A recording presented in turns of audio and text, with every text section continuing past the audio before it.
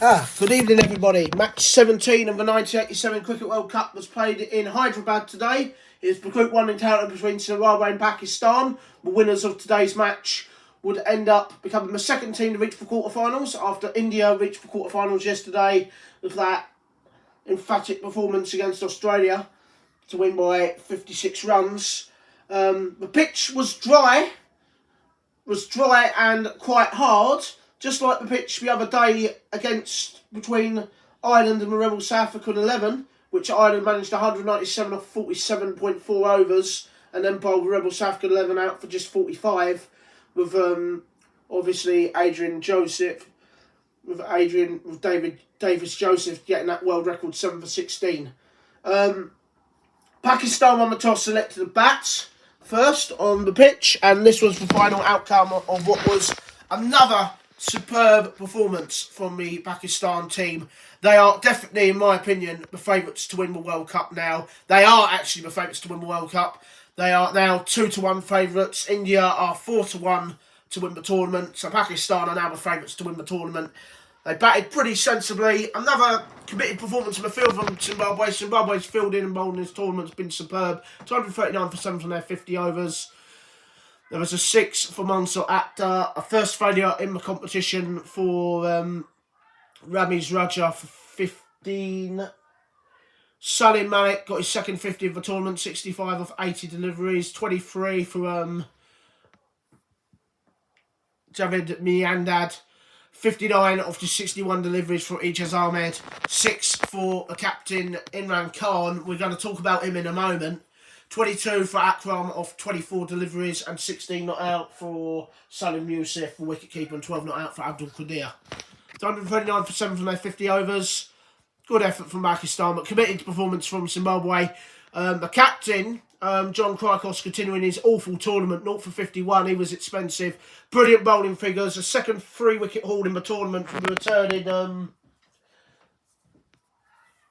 Kevin Curran, 3 for 42. He's got 6 wickets in 3 games for Zimbabwe, the leading wicket taker for Zimbabwe. 1 for 47 for Peter Rawson, 1 for 35 for Malcolm Jarvis, and 1 for 54. Expensive at times, but a wicket for Ian Butchart.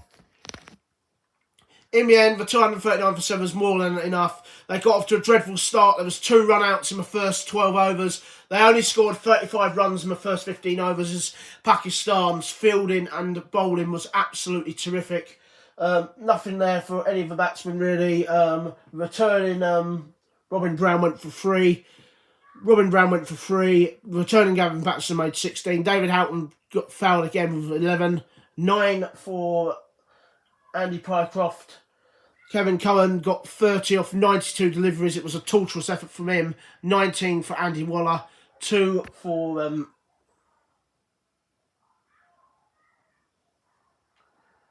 Ali Shah. A duck for Peter Rawson. There's a nice little partnership towards the end of 36 for the 9th wicket between Ian Butchart and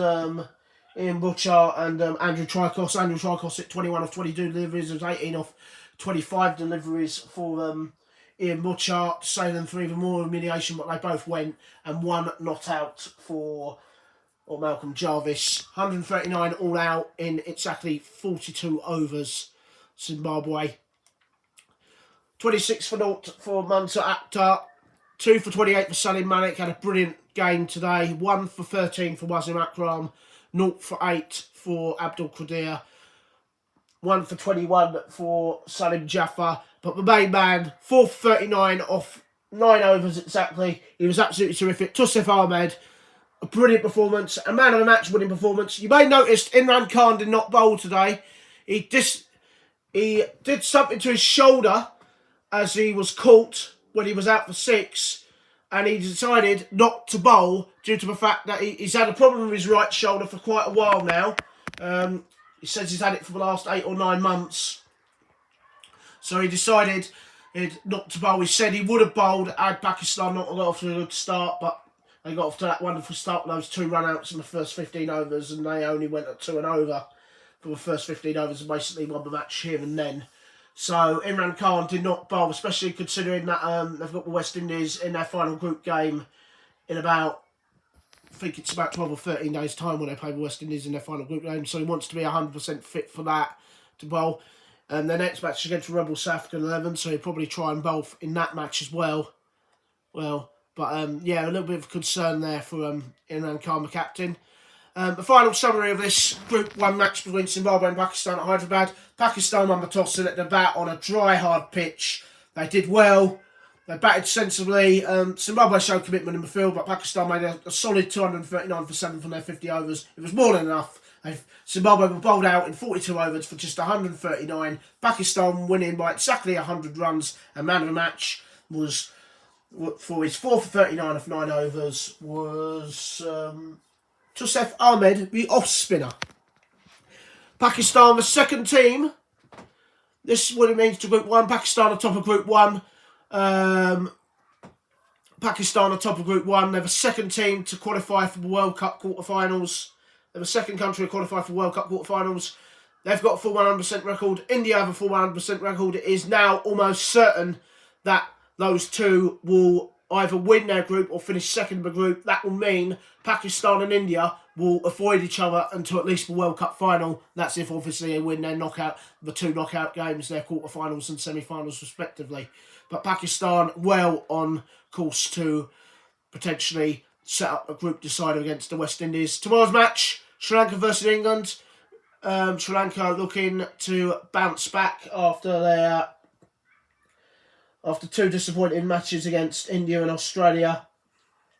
Against India and Australia and Calcutta and Madras respectively. England looking to continue their winning form. And looking to become the third team to book their place in the quarterfinals here in India. Let's have a look at the tracking for the star players of both Zimbabwe and Pakistan.